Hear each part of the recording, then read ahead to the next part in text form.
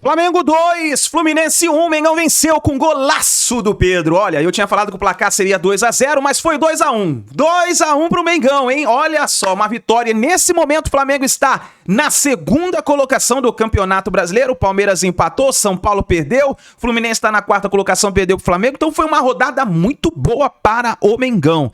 Vamos analisar aqui agora, ó. Olha só. Leonardo Jardim falando sobre essa vitória do Mengão. Chega aqui, dá aquela moral, deixa o like. Se você não é inscrito aqui no canal, se inscreva. E daqui a pouquinho eu trago pra você o pós-jogo do Mengão. Crédito? Canal Flamengo TV, vamos lá. Quero ver o que o Leonardo Jardim falou após a vitória do Mengão. Vou contar um pouco sobre a estratégia adotada para esse jogo.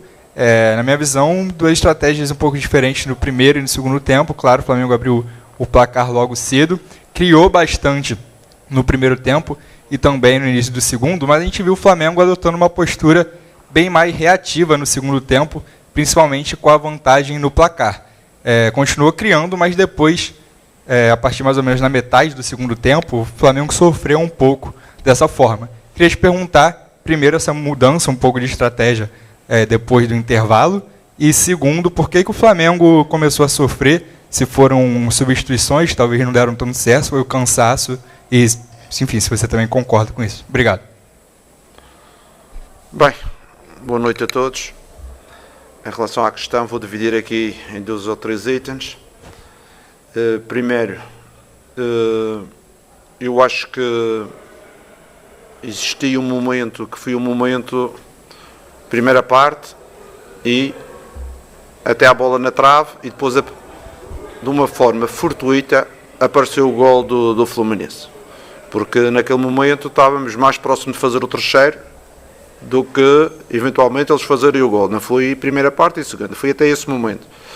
Depois, com certeza, depois das situações que nós falhamos, depois da pressão que nós exercemos durante 75 minutos, sofrendo um gol, um pedacinho de geringonça, bate de um lado e que trai o nosso guarda-redes, pronto, a equipa ficou um pedacinho mais amarrada, não consegui já pressionar tão, e o adversário fez o seu papel, que era, pensava que estava um dia de sorte, ia tentar empatar o jogo, e a gente tentou defender.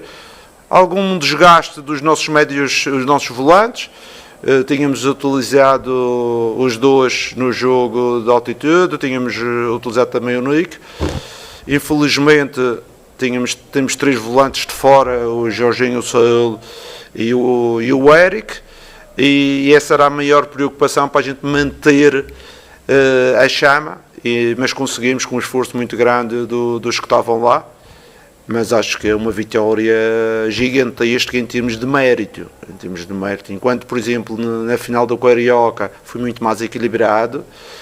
Hoje, se a felicidade está do nosso lado da finalização, podíamos estar 3 ou 4, a falar de 3 ou 4 fácil até aos 75 minutos, ok?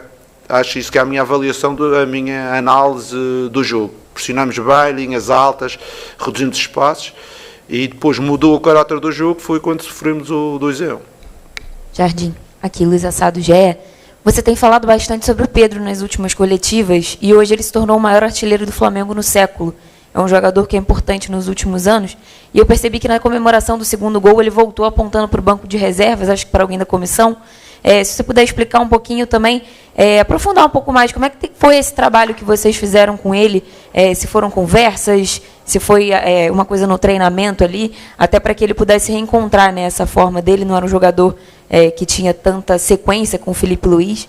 Então, se puder falar um pouco dessa comemoração, se você tiver visto, e também desse trabalho. Obrigado. Eu, sinceramente, eu não quero estar a falar do passado, quero estar a falar do presente. Nós conhecemos o Pedro e exigimos a ele um comportamento, e ele está a conseguir entregar esse comportamento que nós exigimos. E, além disso, está a fazer os golos com ponta de lança, bom ponta de lança que é. Estamos satisfeitos com a performance dele, mas principalmente com a atitude. Porque era uma das coisas que eu ouvia muito aqui, quando cheguei, era que o Pedro não sabia pressionar. Eu acho que o Pedro está a demonstrar que é um jogador completo, na ação defensiva, na ação ofensiva, na construção, no apoio, na finalização também. E com certeza que é um jogador importante para nós, quando quisermos jogar desta forma. Quando quisermos jogar mais transição, Temos o Wallace Young, temos o Pedro, o BH, como já foi no jogo passado na altitude, e acho que vamos ter as opções, se eles estiverem todos em condições, temos opções consoante as nossas necessidades.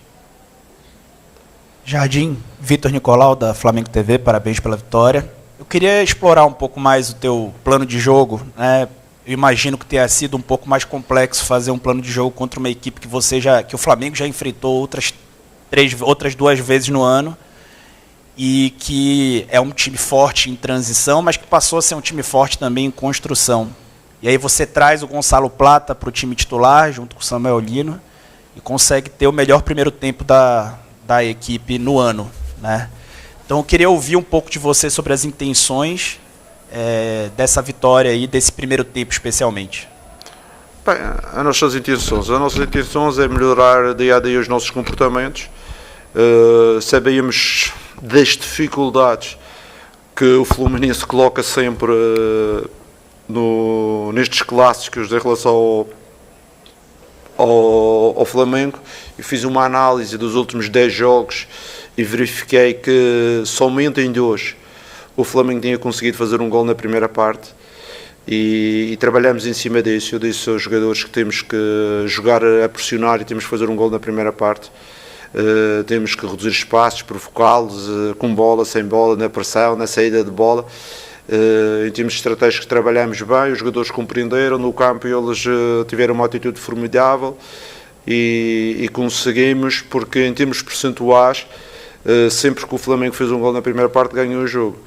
E essa diretriz que eu dei aos jogadores, porque normalmente o Fluminense é que entra forte, empenhado, e a gente a seguir anda atrás do prejuízo, e eu queria inverter as situações, como acabaram de inverter, não é? Eles no fim é que andaram atrás do prejuízo, e acho que os jogadores perceberam a mensagem e dentro conseguiram aplicar com a primeira parte, como você disse, formidável. Só peca por escasso o resultado que saímos da primeira parte. Jardim aqui, boa noite, Sidão Marinho da Litoral News. Foi uma belíssima atuação do Flamengo, né? Concordo na questão do primeiro tempo melhor da temporada. Só queria falar um pouco sobre a parte final do jogo. O Carrascal acabou sendo expulso, foi mais um jogador do Flamengo expulso na temporada. É um ponto que a gente já debate com treinadores antigos, pergunta sobre isso, em relação ao lado mental. Você acha que às vezes tem um excesso muito grande na vontade de chegar, tentar roubar a bola, ou está faltando de fato um mental mais qualificado para o Flamengo para manter todos os jogadores em campo? Teve a expulsão do Eric, hoje é do Carrascal, no ano passado outros jogadores também já tinham sido expulsos. Como você analisa essas expulsões que acontecem talvez de uma forma desnecessária? Eu analiso que as expulsões, algumas têm são atitudes irrefletidas, não é? Atitudes irrefletidas, como foi a situação do Carrascal. Acho que ele não tem necessidade de abordar aquele lance daquela forma, mas foi a ânsia de querer ganhar a bola, porque ele quase nem toca nele. Ele faz uma tesoura, mas se não desse vermelho, desse amarelo também. O Martinelli fez uma falta que andou mais ou menos parecida àquela, não é? E só levou amarelo. Mas pronto, o árbitro é soberano nestas situações, mas com certeza que é muito importante o controle emocional. E quando a gente pede um pedacinho mais de pegada, mais de agressividade, com certeza que as emoções vão tão mais à flor da pele. E mais ainda temos que controlar esse tipo de emoções. Mas eu prefiro controlar as emoções e eles terem mais pegada do que a gente estar apáticos e sem emoções e sem esta pegada. Jardim aqui, boa noite. É uma semana muito complicada para o Flamengo, depois de ter ido jogar na altitude de Cusco, também a questão do atraso para a chegada aqui. Queria que você falasse o quão importante foi esse dia a mais da mudança do jogo para o desempenho do seu time. A gente viu que o Flamengo no primeiro tempo entrou ligado no jogo, tanto que numa roubada de bola, numa saída ali, o Pedro conseguiu marcar o primeiro gol. O quão esse dia a mais que a sua equipe teve de descanso e de treino ajudou você no plano de jogo e a montar a equipe para essa partida? Obrigado. Eu acho que o dia a mais A questão não deveria ser essa, deveria ser o dia a mais para o Fluminense e para o Flamengo, o que é que proporcionaram? Proporcionaram as equipas ter um pedacinho mais tempo para se organizar, proporcionaram também os jogadores estarem mais descansados, porque quer o Fluminense, quer o Flamengo jogaram em 7 dias 3 jogos, e em relação ao espetáculo e à saúde dos jogadores físicos, eu também acho que é importante preservar um espetáculo, com os jogadores mais frescos vai ter um melhor espetáculo, com a saúde física dos jogadores, eles mais frescos também vão ter menos riscos de lesão, e tudo isso eu acho que são aspectos extremamente positivos que acabou por acontecer. O resultado é outra situação, eu podia estar aqui, ter perdido o jogo, mas estava a falar a mesma situação, o porquê. Acho que beneficiou as duas equipas, foi por isso que o Fluminense aceitou, porque se você reparar, nós mudamos, sem falar com o goleiro, nós mudamos 6 jogadores do jogo de altitude, ok? Quer dizer que se nós tínhamos só 4 jogadores carregados, o Fluminense tinha um jogo a mais, mas jogou com a mesma equipa, por isso a vantagem e a desvantagem é muito linear. É por isso que eles aceitaram, e com certeza que o treinador também aceitou, porque tinha jogado com todos e aproveitava mais um dia de recuperação para todos os seus jogadores.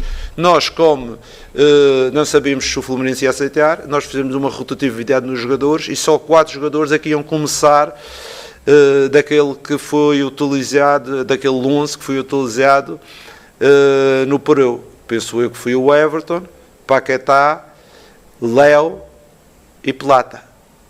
E vocês podem me corrigir se vocês conhecem melhor do que eu, mas acho que foi estes 4, mais o goleiro. Jardim, boa noite. Pablo Rua, do Voz do Ninho.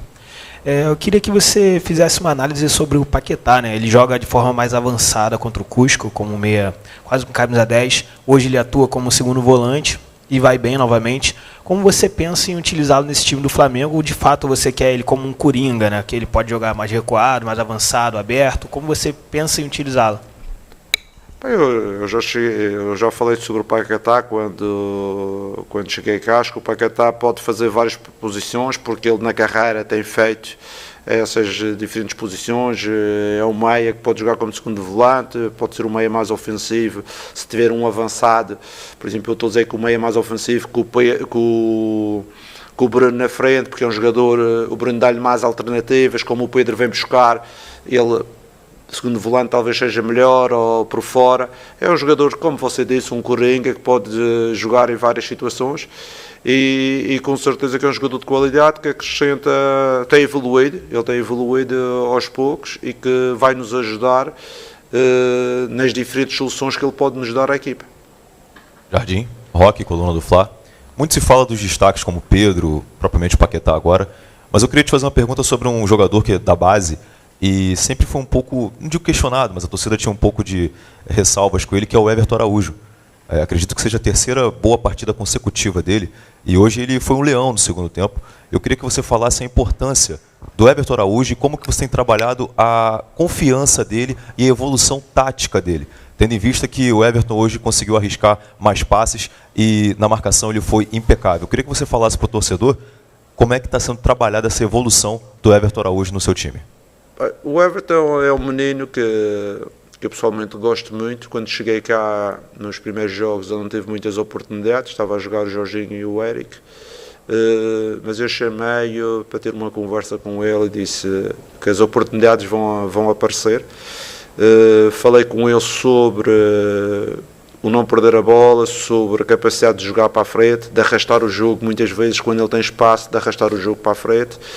E acredito que ele é um modelo de jogador que tem muito sucesso até na Europa, e eu brinquei com ele e disse a ele que é um jogador que tem capacidade física, um bom jogo aéreo, um jogo de arrasto também porrar, tem uma boa pressão em termos dos duelos, e ele foi ganhando confiança. E eu sinceramente nos últimos 2 ou 3 jogos fui dos jogadores mais regulares em termos exibicionais e em termos de produtividade para a equipa. Fico feliz porque ele é um menino que trabalha, é um menino humilde e é um bom exemplo para muitos jovens jogadores que querem ser vedetas aos 18 anos, aos 19, e ele tem 22 e ainda mantém a humildade. Maurício, eu sou... Que eu também gostava de valorizar ao Everton, nisso ele tem-me surpreendido e estou extremamente satisfeito. Oi, Leonardo, Jardim, boa noite, parabéns aí pela vitória no Fla-Flu, Sérgio Lobo, TV Globo, Sport TV. Hoje foi seu 9º jogo, né, comandando o Flamengo.